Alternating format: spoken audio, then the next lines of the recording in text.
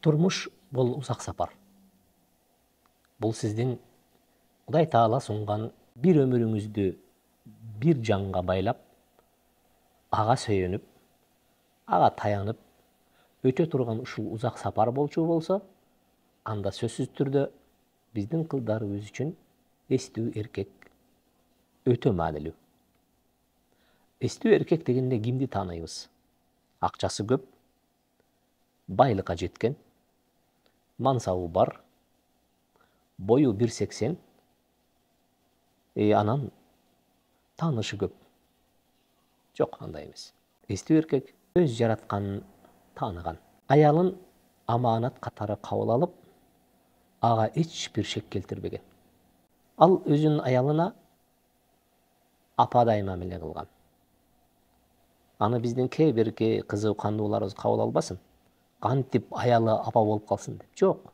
Апа кыла албайсың дагы, апа да боло албайт. Бирок ал сенин балдарыңдын апасы болгондуктан апалык урматка ал татыктуу. Сен эч качан апаңа өзгөчө мамиле жасап, анан аялыңды башка адамдай мамиле тутууңдун өзү бул катачылыкка кирет. Ал дагы сенин балдарыңдын апасы болгондуктан апаларга ылайыктуу болгон урматка ээ.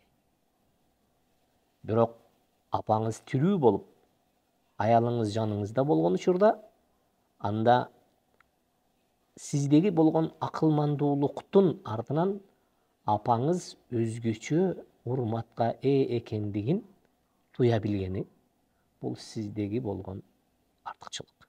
Акылдуу эркек бул апа деп апаны өзгөчөлөп барып аялын таарынтып алып, аялым деп жанын чаап барып апасын таарынтып, мына ушинтип ортодо чайналып, кимге караарын билбей акырында жашоонун торуна кабылгандар да аз эмес. Ошол мезгилде дагы эстүү эркек абалдан өтө жакшы чыгат. Буга менин бир шакиртим бар эле. Мен ошол шакиртимдин кылган окуясын айтып берип сөзүмдү аяктагым келет. Бир күнү келип айтып калды.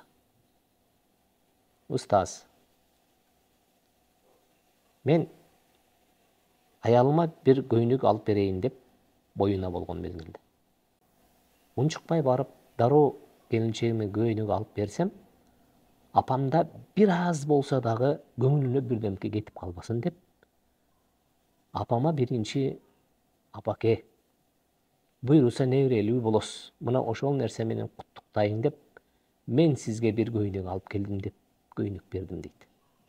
Апам сүйүнүчү көккө жетип, кубангандан көзүнө жаш алып, айнын балам, ошол небереңдин көзүн көрүп, бактысына чогуу балкыйлык деп, алкап-жалкап батасын берди.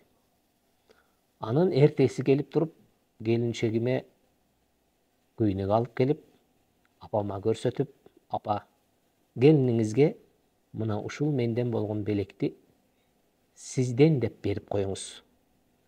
Десем, апам ушунчалык сүйүнүп, өз колу менен алып, сүйүнгөн абалда, эч кандай таарынычтын орду жок, сүйүнүп жүрүп, өз колу менен белекти жеткирди дейт.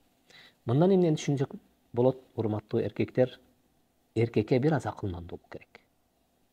Мына ошол жигит ашыгып барып, мына мен мага бала төрөп бере турган ушул аялым болот деп апасын эске албай барып, биринчи келинчегине белек алып берген болсо, апанын абалы кандай болот эле? Экинчиден, ошол белекти алып келип туруп, мына мен белек алгандан кийин мен беришим керек деп өз колу менен бере салса, андан да апага катуураак тийип калышы мүмкүн эле. Бирок апа дегенди биз түшүнүшүбүз керек. Апалар ар кандай? Апага эч ким чек кое албайт. Анын орду, анын сыйы, анын кадыры ар бир эркек үчүн ал өтө бийик. Бирок тапкычтык бул жерде өтө маанилүү. Андыктан сыйлуу эркек, эстүү эркек эч качан аялын жолго калтырбайт, апасын кордоп кыйлатпайт.